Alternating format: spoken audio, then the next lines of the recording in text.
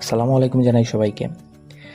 সকালবেলা ঘুম থেকে উঠে নাস্তা করে এখানে চলে আসছিলাম পড়ায় এবং ভাবলাম একটা ভ্লগ করে ফেলি।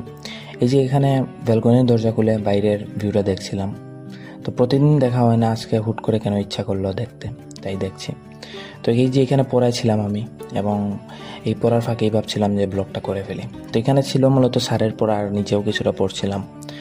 তো পরে এখন চলে যাব কোচিংয়ে। তো এই যে এখন রেডি হয়ে যাচ্ছি কোচিংয়ে যাওয়ার জন্য। দুপুরের খাবার দাওয়া সব শেষ করে এই যে বের হয়ে গেলাম। এই বাড়ির সামনে চলে আসছিলাম, এখানে ছোটো ভাই একটা সাইকেল চালাচ্ছিল। তো ভাবলাম ওর শ্যুটটা নেই। ছোটোবেলায় এভাবে আমি অনেক সাইকেল চালাতাম।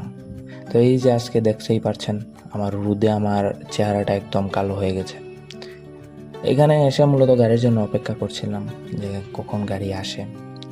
তো এই যে এখনও গাড়ির জন্য অপেক্ষা করছি এবং যাব মূলত স্যারের বাসায় পড়ার জন্য।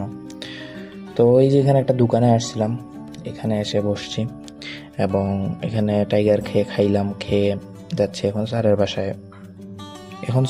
বের হয়ে যাচ্ছি।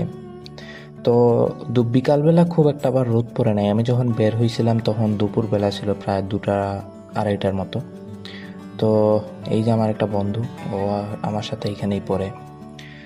তো এই যে আমাদের স্যারের এই বাসা এখানে আসলে রাস্তার কাজ চলার কারণে এখানে পানি অনেকটা জমা হয়ে গেছে। তো এই যে এখন স্যারের বাসায় পড়া শেষ করে এখন বের হয়ে গেলাম, জেলা পরিষদের সামনে আছি। তো আমার যে মানি ব্যাগটা আসলে ওইখানে ফেলে আসছিলাম, ওই যে দোকানটা আপনারা দেখেছিলেন আগে টাইগার খাইতে। তো সেখানে আবার যেতে হবে, কারণ আমার মানি ব্যাগটা ভুলে সেখানে রেখে চলে আসছিলাম।